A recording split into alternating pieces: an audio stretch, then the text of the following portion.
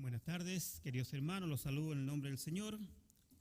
Como todos los días domingo en la tarde, bienvenidos a los que nos ven a través de nuestra página también y a los que nos ven durante la semana, porque también tenemos muchas visitas durante la semana.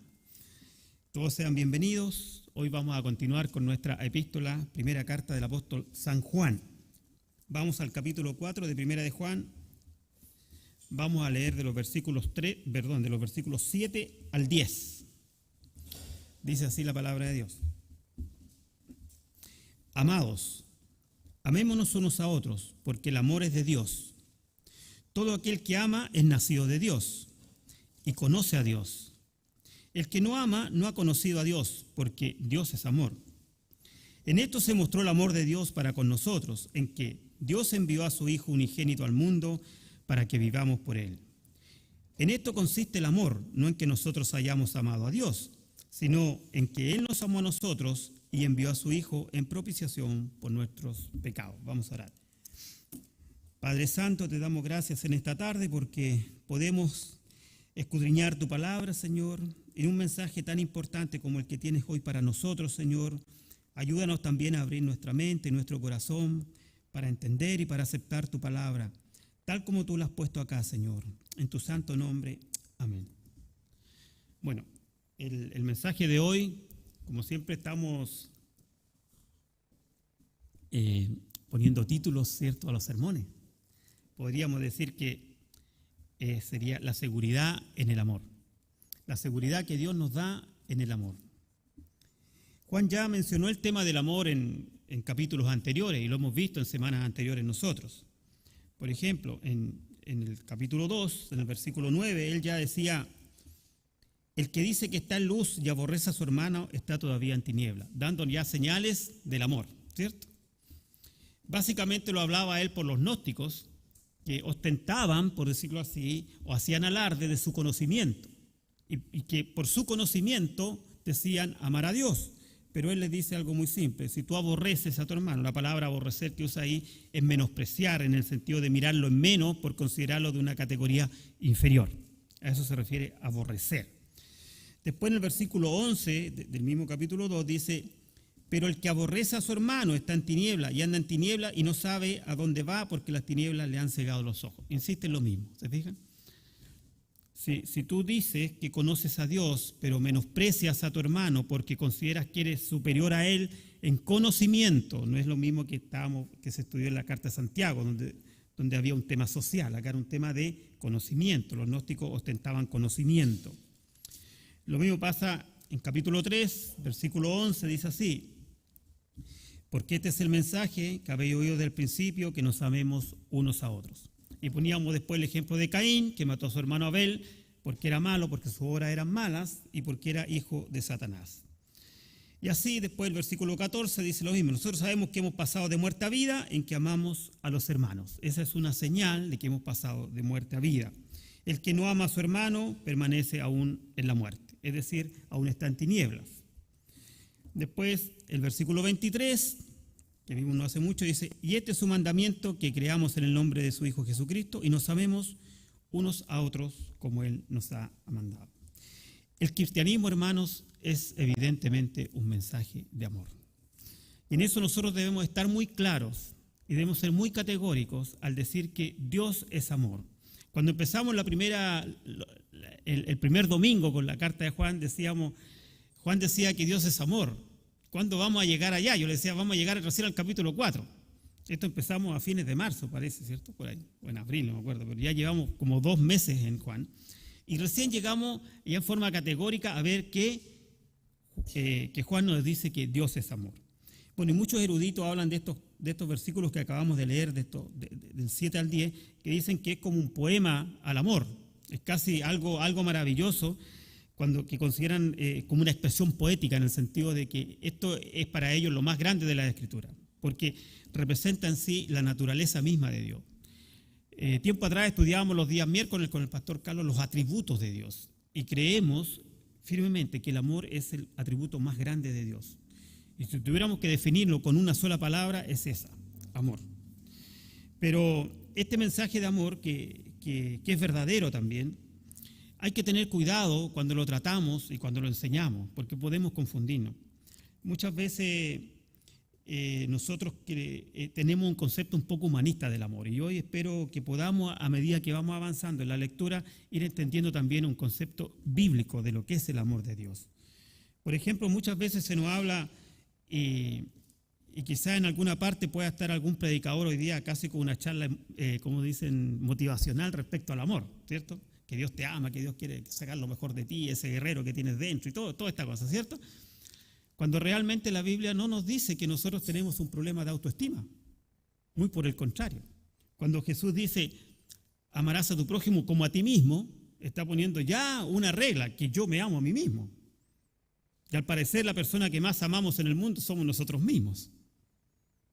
Y después dice, le dice el apóstol Pablo, le dice, pero hermanos, dicen, amen a sus esposas como a su propia carne, o sea, como a sí mismo. Nuevamente lo repite.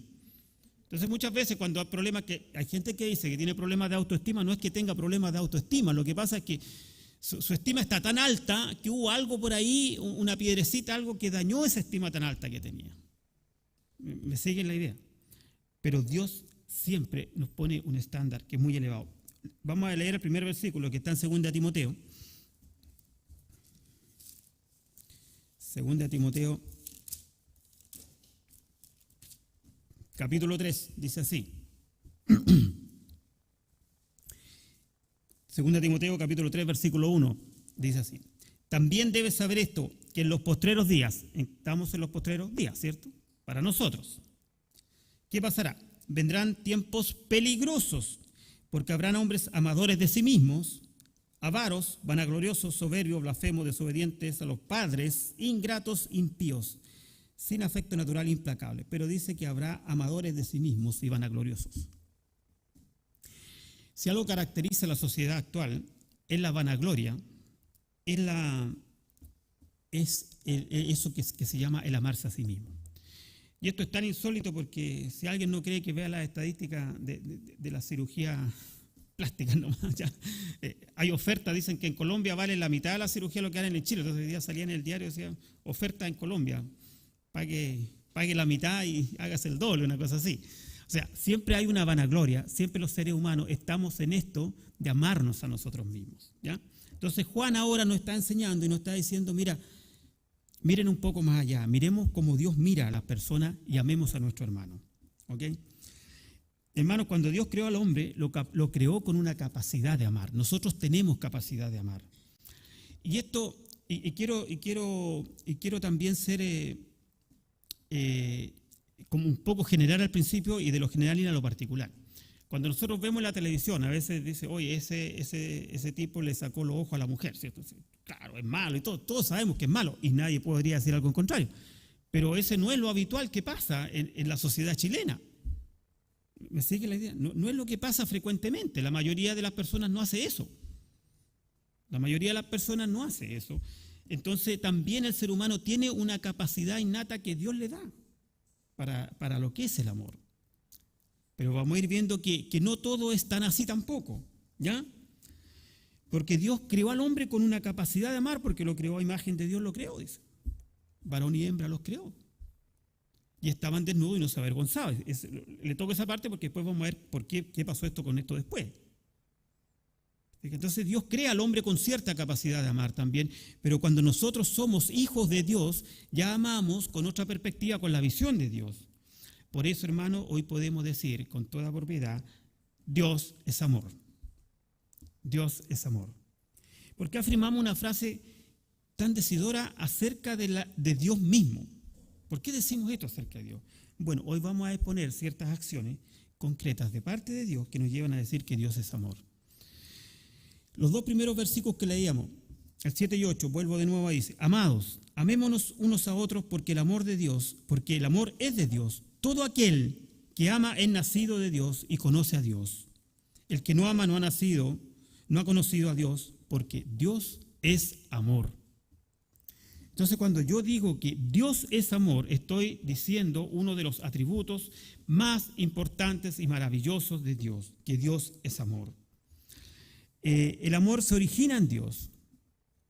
Eso lo tenemos que tener claro. El pasaje nos dice que amemos porque Dios es amor. Todo aquel que ama es nacido de Dios y conoce el amor. El que no ama no ha conocido a Dios.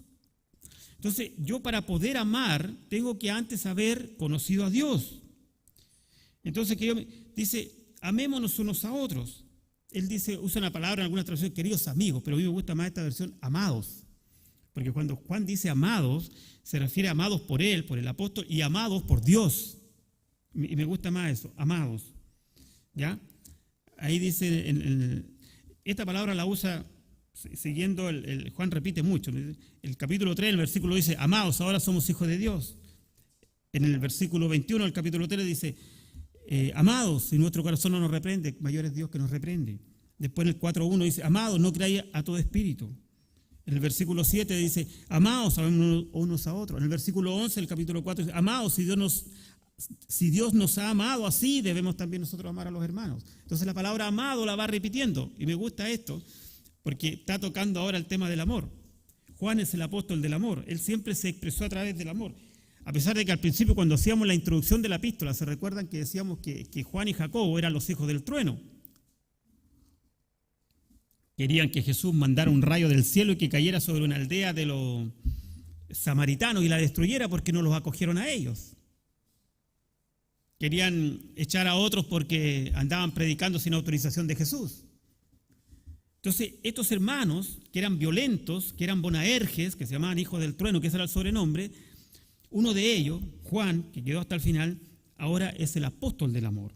Pero por eso él, cuando habla del amor, habla con mucho cuidado y nos hace ver un espectro completo de lo que es Dios mismo.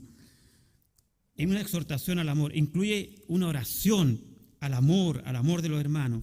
El verbo amar acá es distinto a lo que nosotros conocemos en la vida cotidiana. Esto es el amor divino, el amor ágape que entendemos. Juan indica que el amor se inicia en Dios.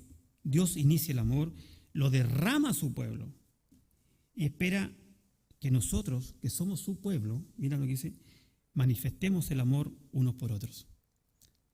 El amor nace en Dios, lo derrama a nosotros y espera que nosotros lo podamos expandir a las demás personas. ¿Ya?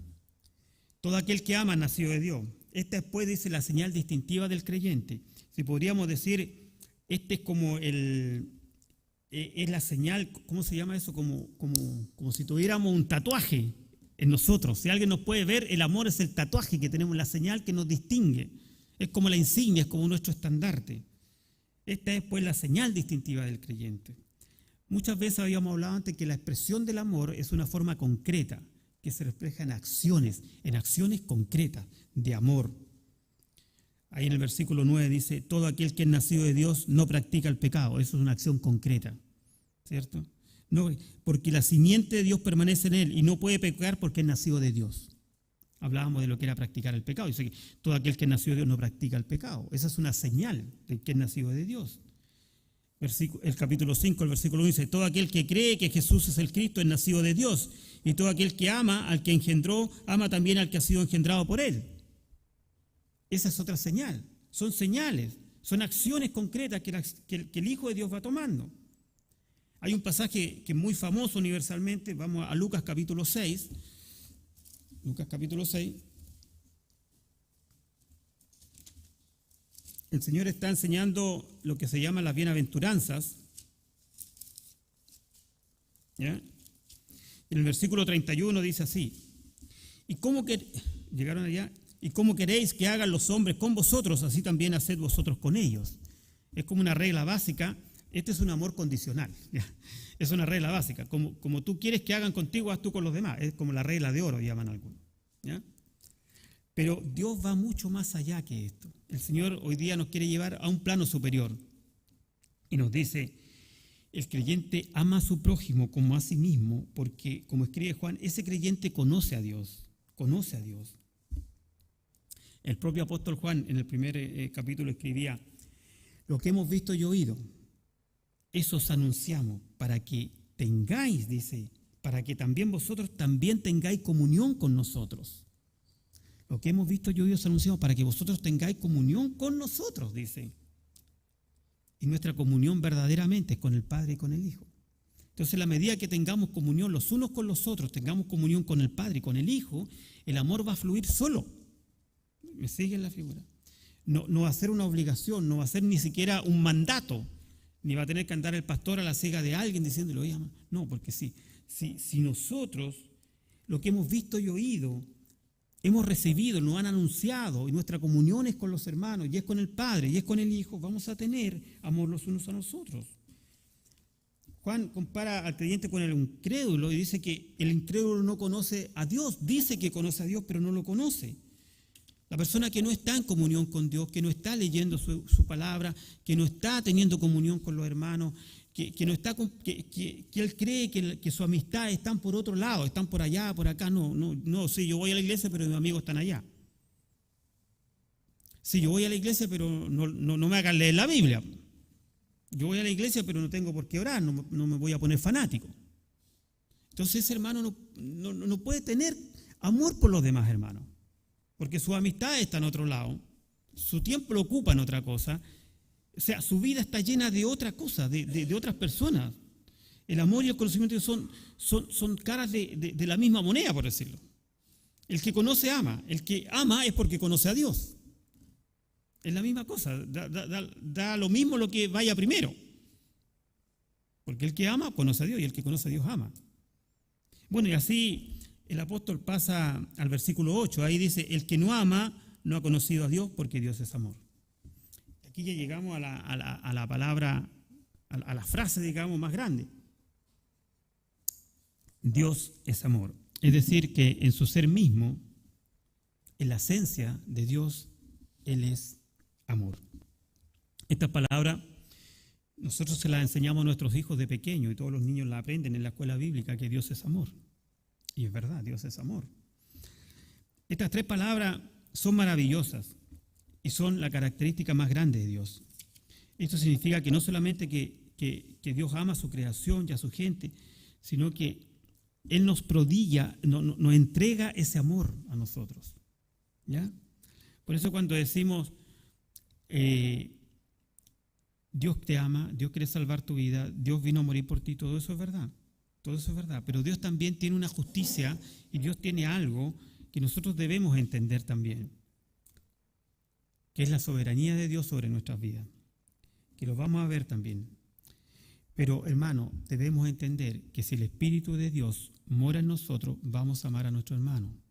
Si yo no estoy amando a mi hermano, lo más probable es porque el Espíritu Santo que mora en mí está muy contrito, está en una esquina, está todo débil, no está siendo alimentado. Estoy alimentando más a ese monstruo que se llama el ego que tengo que el Espíritu Santo que mora en mí.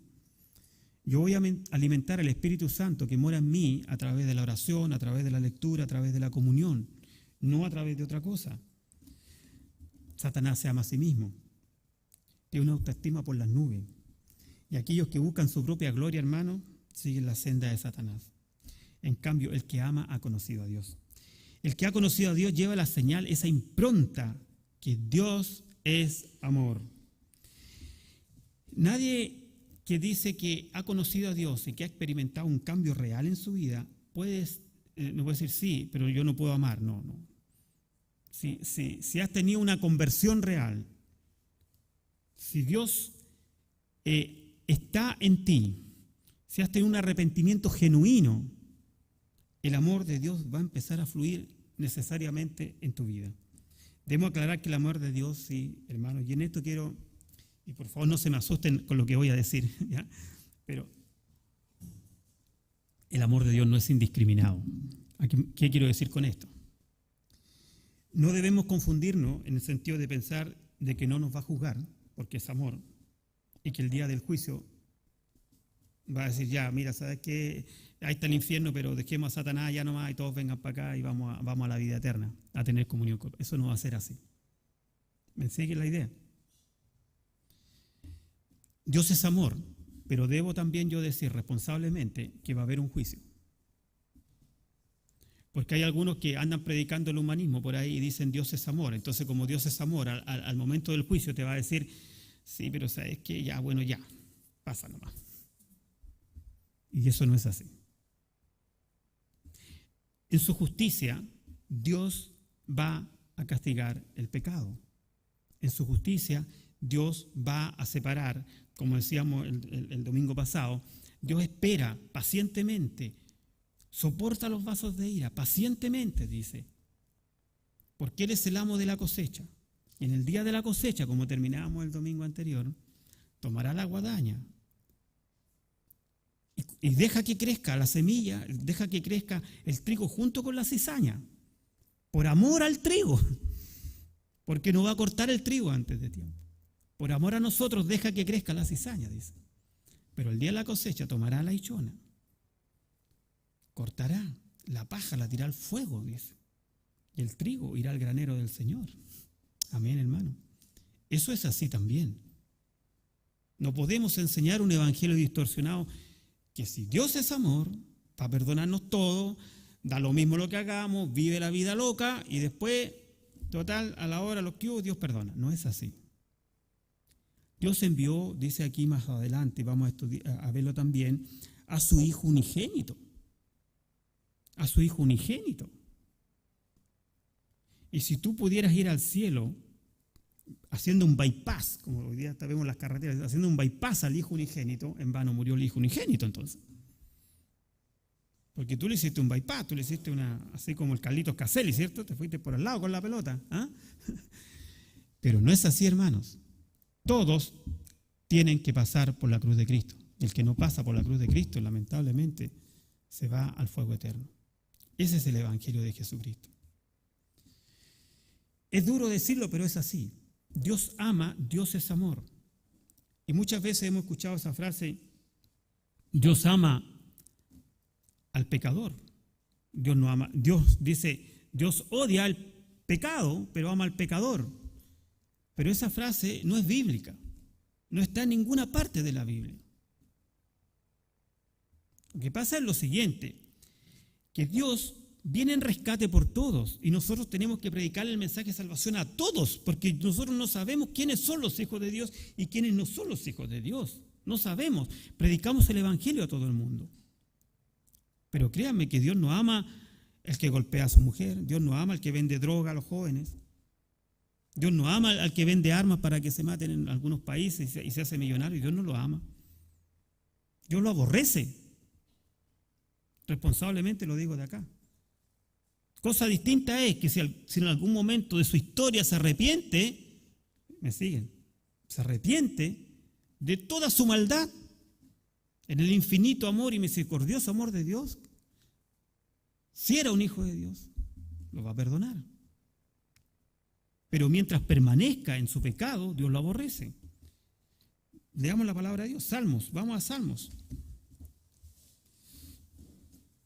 Salmos capítulo 5. O Salmos 5, como pueden decir algunos. Este es un salmo precioso.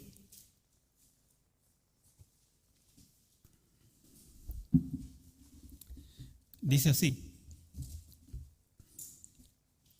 Empezaré con el versículo 3 para que vean la belleza del salmo. Dice, oh Jehová, de mañana oirás mi voz, de mañana me presentaré delante de ti y esperaré.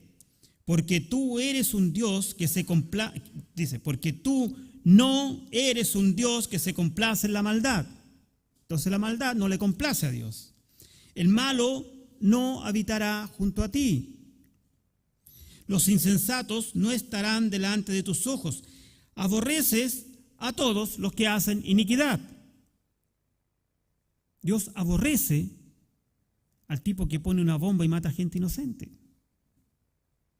Dios aborrece al que vende droga a los jóvenes. Destruirá a los que hablan mentira, al hombre sanguinario y engañador abominará Jehová. Es decir, hermano, que Dios juzgará, Dios dará su premio, Dios dará su corona, pero Dios también tiene reservado el lago de fuego y azufre para Satanás, pero donde lamentablemente irán también todos aquellos que Dios aborrece. Pero Dios es amor. ¿Qué contradicción, me dirán ustedes? Y pasa que Dios es amor, hermanos, porque Dios ama. Hay un pasaje maravilloso y me gustaría que lo leyéramos, porque la idea mía es que podamos ir entendiendo también todo. Vamos a Juan, perdón, al Evangelio de Juan. Al al Evangelio de Juan, no a la carta. Juan 17.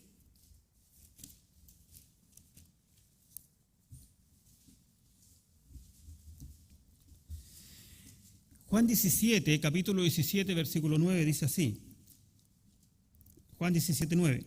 Yo ruego por ellos, no ruego por el mundo. Esta es una oración que hace Jesús, la oración intercesora antes de ir a la cruz.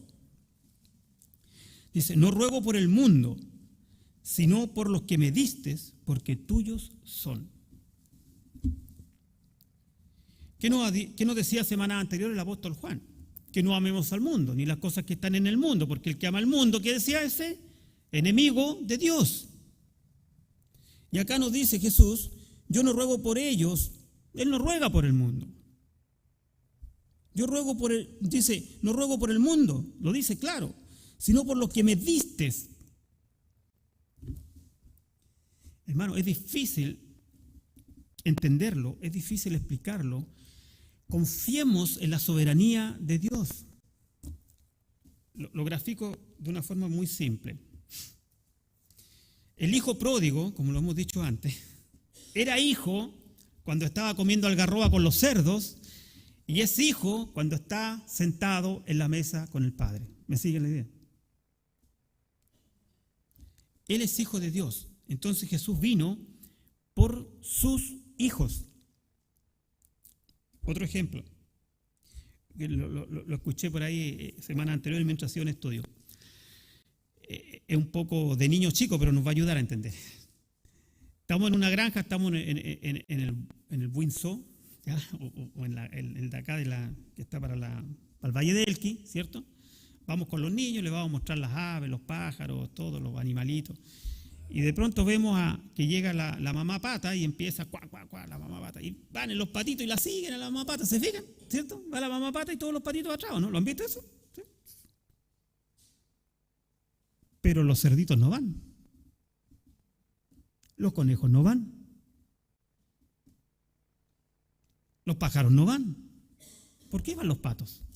¿Por qué van los patos, chicos? Porque son los hijos de la pata. Porque ellos conocen la voz de la pata. Por eso es que Jesús cuando dice, mis ovejas oyen mi voz, yo las conozco y me siguen. Hermano, yo no puedo explicar por qué Dios me amó y se entregó a sí mismo por mí, como dice el apóstol. Siendo yo un pecador de los más grandes, el primero, dice el apóstol, y me puso más aún a predicar el evangelio.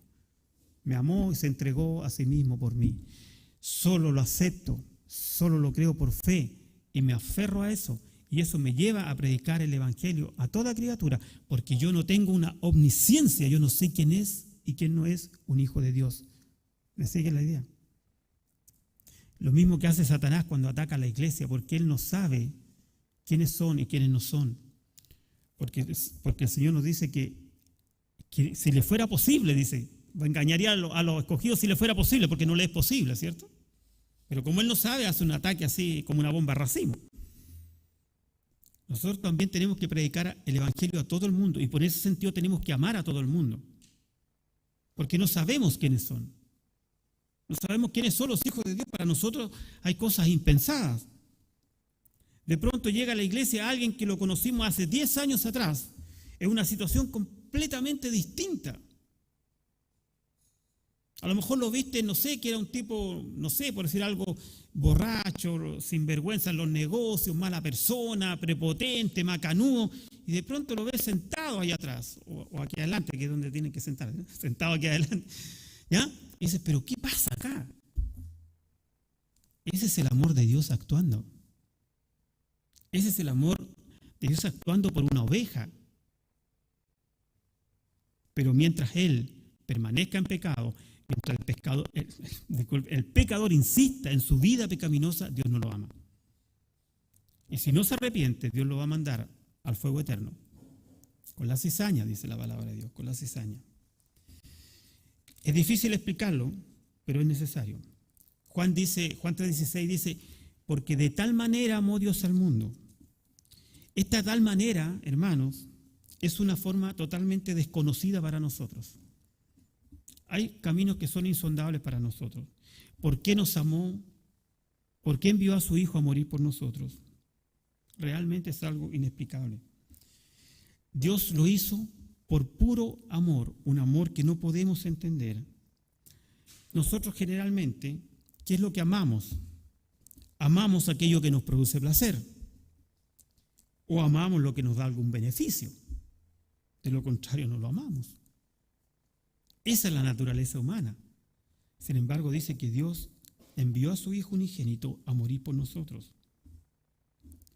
Dios no espera nada a cambio de nosotros. Romanos capítulo 5, vamos a Romanos.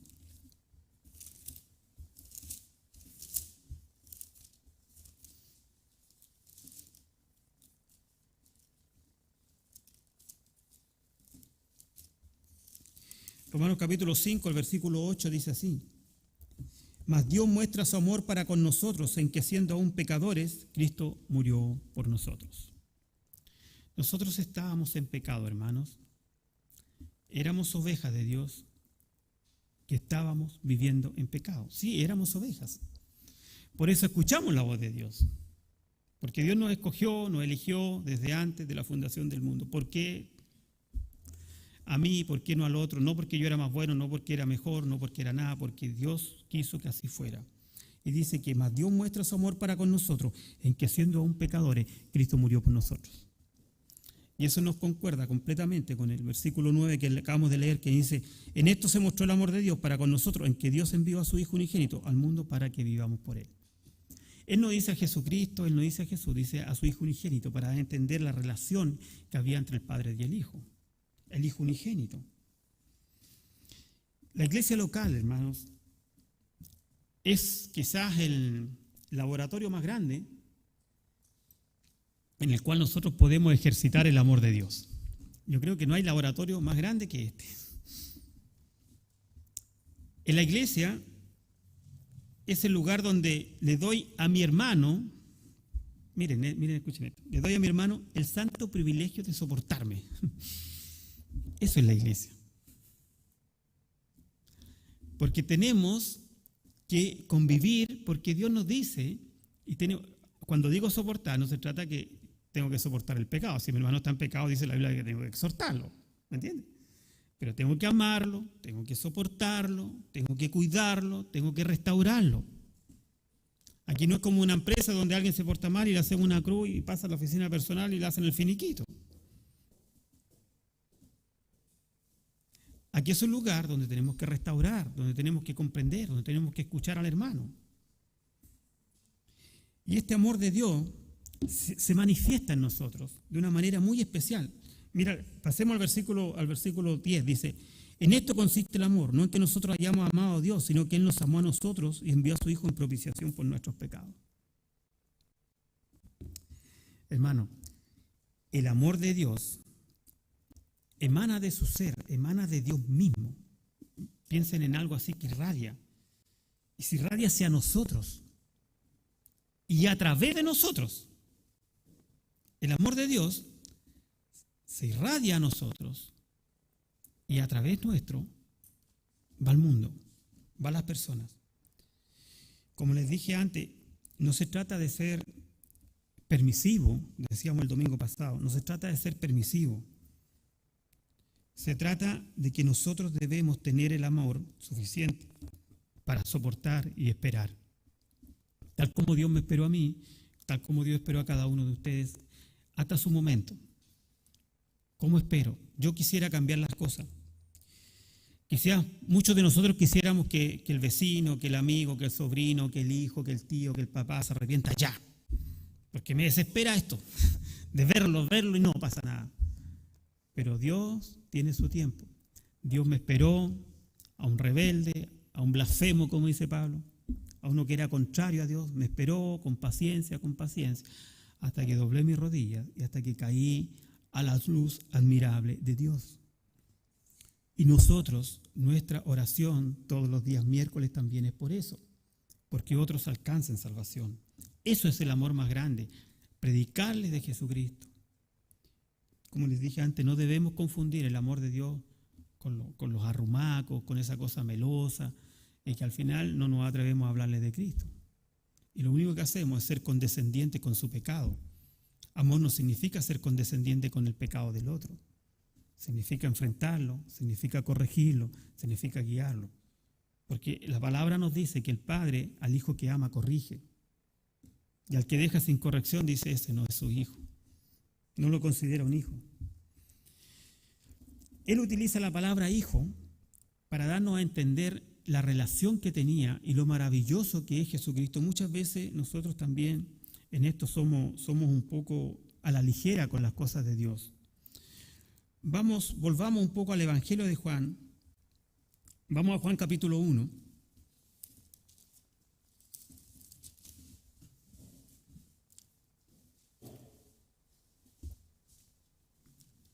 Hay tanto que hablar hoy día que me dan ganas de hacerlo en dos partes.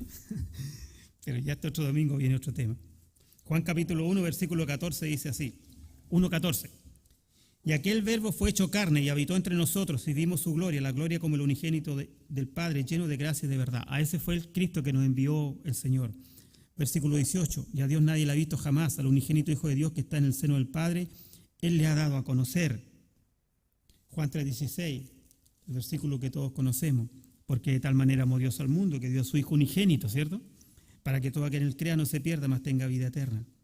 Porque no envió a su Hijo al mundo para condenar al mundo, sino para que el mundo sea salvo por él. El que cree no es condenado, pero el que no cree ya ha sido condenado porque no ha creído en el nombre del Hijo de Dios. Entonces Dios condena al que no cree. Y el amor consiste en que nos salvó, nos rescató. Vino a nuestro mundo pecador a darnos vida. Y no se trata de que Dios le dio el mundo a Jesús. Él envió a su Hijo por nosotros, por amor a nosotros. Él nos dio a su Hijo. Dios nos amó porque nosotros... A ver, ¿cómo entendemos esto? Volvamos a 1 Juan. Dice, en esto consiste el amor, no en que nosotros hayamos amado a Dios. Nosotros no amábamos a Dios. Cuando Dios te buscó, cuando Dios te llamó, cuando tuviste ese encuentro personal con Cristo, como decimos los cristianos, ¿cierto? Tú no amabas a Dios. Tú no estabas buscando a Dios. Estábamos en cualquier cosa. Por eso, en esto consiste el amor, no en que nosotros hayamos amado a Dios, sino que Él nos amó a nosotros. Él nos amó. Nosotros no éramos unos amorosos con Dios, éramos ajenos a Dios. Algunos podían haber tenido un montón de pecados grandes, tremendas calamidades que no quisieron ni mencionarlas acá. Otros a lo mejor eran religiosos, con un corazón soberbio y orgulloso. Como Pablo que decía, nací judío, fariseo, de la tribu de Benjamín, educado a los pies de Gamaliel. Quizás más de alguno de nosotros puede haber dicho contemporáneamente, me eduqué en un colegio católico, estuve acá, estos profesores, mis padres, mi madre, todos religiosos, tengo un cura en mi familia, no sé, ¿qué cosa podría decir alguno de los presentes o de los que nos están viendo? ¿Y qué es eso? Es orgullo, es soberbia. Dios quiere que te arrepientas. ¿Me siguen la idea? Entonces por eso es que el amor es tan grande, porque alguien podrá decir, no, pero es que yo no era tan pecador, no era tan malo, venía de una familia religiosa, venía de una familia de... Bueno, y el pecado, y Dios dice que resiste al soberbio y da gracia al humilde. Tampoco me sirve haber sido un santo, entre comillas. Iba al mismo lugar que el mayor de los pecadores. Hermanos, ahí estamos en el versículo 10, dice que Él nos amó a nosotros y envió a su Hijo en propiciación por nuestros pecados. La palabra propiciación la vamos a entender y la vamos a estudiar con mayor calidad con el pastor Carlos el día miércoles. Pero a manera de explicarlo, como estamos en el pasaje, y esto es lo hermoso de estudiar la Biblia así en forma sistemática, dice así, esa palabra propiciación que está ahí, algunos la conocen, para los que no saben, es una palabra que está en el griego. El Evangelio, el Nuevo Testamento fue escrito en griego. Y una palabra que se llama ilasteroion, ¿ya? Que significa aquello que hace expiación. ¿Ya? ¿Cómo se explica esto? El propiciatorio, parece que un tiempo atrás lo explicamos también cuando hablábamos en el capítulo 2 de la propiciación. El propiciatorio, ustedes recuerdan el arca, era ese cajoncito, ¿cierto? El arca era un cajón, era un baúl. ¿Se acuerdan? Los más antiguos se van a acordar, las abuelitas tenían baúles. ¿Se acuerdan de los baúles? ¿Ya? Era un cajoncito, se levantaba la tapa, se guardaban las cosas. Ese era un baúl, que es lo más parecido que podríamos decir a un propiciatorio. O sea, al arca que llevaban los hebreos. Ya. Y el propiciatorio era la tapa de esta arca, era la tapa, la parte de arriba. Y cada año, una vez al año, el sacerdote sacrificaba ahí animales y derramaba la sangre de estos inocentes como una expiación que llamaban ellos, que era la forma de conectar a la humanidad con Dios. Y así reconciliaba a Dios con el hombre, todos los años. Cada familia llevaba un animal para el sacrificio, un cordero, una paloma, dependiendo a veces hasta de su condición económica. Y hacía que era un lugar de juicio para ellos, que se convirtiera en un lugar de misericordia, de comunión. El trono de la gracia que nos llama hebreo. Como la cruz de Cristo, que era un lugar de muerte, era un lugar de asesinato, se convirtió en la alquimia divina en un lugar de bendición, en un lugar de salvación, en un lugar de reconciliación. Por eso es que Cristo, la sangre de Cristo, que el Cordero de Dios, es nuestra propiciación. ¿Me siguen la idea, hermano?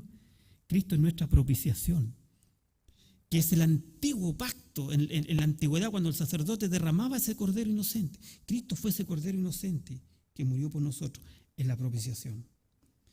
La idea de los sacrificios en el Antiguo Testamento era la del Cordero. El cumplimiento en el Nuevo Testamento es Jesucristo, quien murió por nuestros pecados en propiciación. Y propiciación, hermano, entiendan, no es aplacar la ira de un Dios vengador, no, para nada. Sino es satisfacer la justicia de un Dios santo y hacer posible que muestre misericordia de manera justa. Por eso es que después dice que Dios nos ve a nosotros como justos, porque nos ve a través del Cordero de Cristo, a través de Cristo. Hermano, Dios tomó la iniciativa, no nosotros. Y aunque nos duela el alma, no todos en este planeta se van a arrepentir. No todos. Lo más triste para nosotros, como les dije antes, es ver cuando hay personas que les predicamos, que les hablamos y no vemos reacción en ellos. Orar, orar, orar. Porque dice que Dios puede tener misericordia de él. ¿Me siguen? Dios tomó la iniciativa. Finalmente, ya para ir terminando, les puedo decir que Dios nos pide que nos amemos unos a otros. Y esto no es un mero capricho del amor de Dios. Dice que es la muestra de que somos hijos de Dios. El amor se manifiesta de una forma concreta, que es el dar. El dar todo por el ser amado. Y por eso Dios envió a su Hijo y dio a su Hijo en propiciación por nuestros pecados. Esa es la expresión máxima del amor. Cuando tú amas a alguien, estás dispuesto a dar por esa persona amada. Hablábamos antes que expone su vida por la persona amada. El amor en acción, como les dije antes, no es algo meloso tampoco, o algo así un poco caricaturesco, no, hermano. El amor de Dios es algo muy serio también, que se manifiesta en acciones concretas, como por ejemplo no humillar al hermano, no avergonzar al hermano. Cuando Jesús está en las bodas de Canaán, ¿se recuerdan? Para que lean en casa después capítulo 2 de Juan. Jesús está en las bodas de Canaán y su madre María lo llama y le dice: hijo, le dice, se ha terminado el vino. Imagínense ustedes, estamos en la mitad de la boda y se termina el vino. En aquella época, bueno, y hasta el día de hoy, las bodas son un poco un acontecimiento social para la familia, ¿cierto? Entonces, que se termine el vino era una vergüenza muy grande para los dueños de casa, para los padres, para la familia. Entonces Jesús, para evitar la vergüenza de ellos, convierte el agua en vino. ¿Me siguen la idea? Tuvo compasión, tuvo amor en algo tan simple, porque de repente uno dice, bueno, ¿y qué sentido tiene esta enseñanza? Que bueno, hay otra enseñanza del agua, del vino, de la sangre de Cristo. Pero ahí, para los que estaban en ese momento, para los que estaban ahí, para los dueños de casa, para los padres, los novios, hay un tema prioritario, que es evitar la vergüenza. Y por amor Dios evitó la vergüenza de ellos. Por eso les dije al principio, como Dios tuvo compasión de Adán y Eva, porque dice que antes no se avergonzaban, estaban desnudos y no se avergonzaban, pero después del pecado se avergonzaban. Entonces por eso Dios los cubre y tapa su vergüenza. Muchas veces, hermanos, el amor, como les dije, esa acción es algo práctico, es hacer cosas concretas por otro. Más que hablar y discursiar, es hacer cosas concretas, como lo hizo Jesús en la boda de Canaán, como lo hizo el Señor cuando cubrió a Adán y Eva. Dios nos dice que el amor es acción. Vamos a leer el último pasaje que está en Marcos capítulo 6.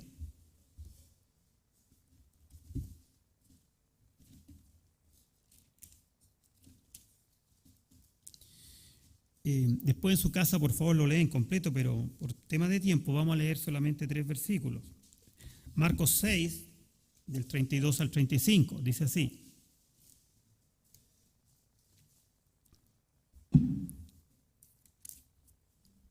Y se fueron solos en una barca a un lugar desierto. Está hablando de Jesús y los discípulos. Pero muchos los vieron ir, otros que andaban por ahí, y le reconocieron, y muchos fueron allá a pie desde la ciudad y llegaron antes que ellos y se juntaron a él. Todos querían oír a Jesús. Y salió Jesús y vio una gran multitud y tuvo compasión de ellos porque eran como ovejas que no tenían pastor, y comenzó a enseñarle muchas cosas. Y ahora, miren lo que viene ahora, dice.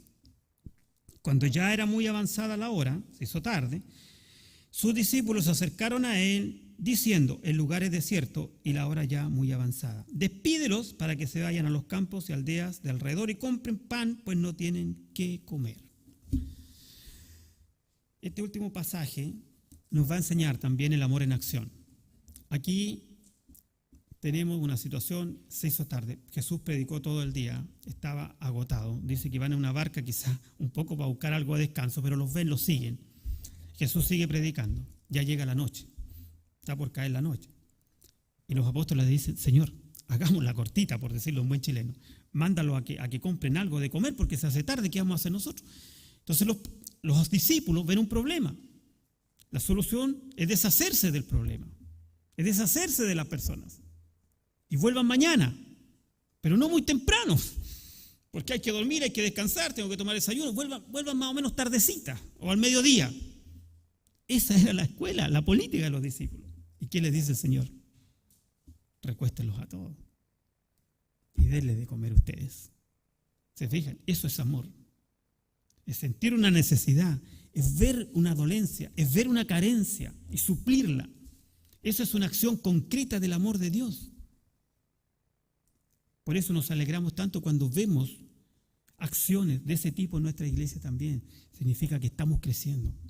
Puede que al principio nos cueste, puede que al principio no sea fácil porque no fuimos educados en eso. Fuimos educados en la competencia, en la competitividad. ¿Me siguen? Entonces nos cuesta. Pero ese es el amor de Dios. Hermano, Jesús le dice, no se van a las casas, se quedan acá, se alimentan. Entonces, para ir resumiendo, como les dije antes, alguien pensará, bueno, Dios los ama a todos, todos se salvan. No, todos no se salvan.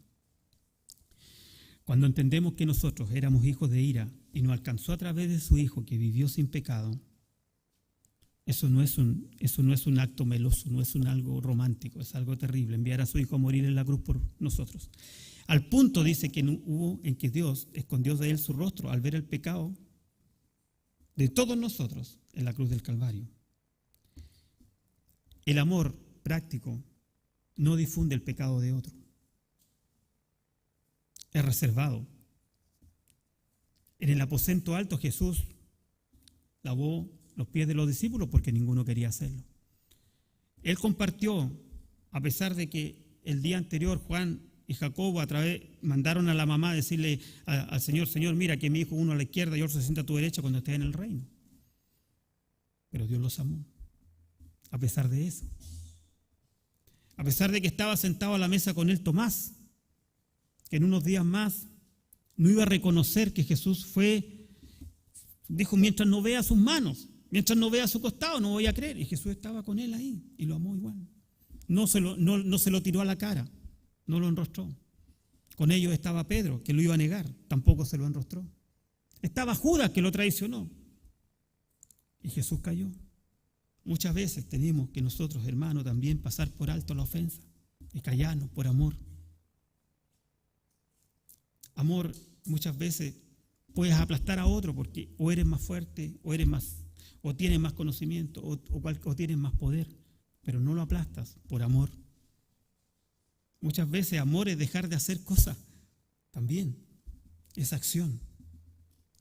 Como decíamos al principio, el Señor nos capacitó y que dice que a pesar de todo, a sus discípulos y a nosotros también, dice que nos amó y nos amó hasta el fin.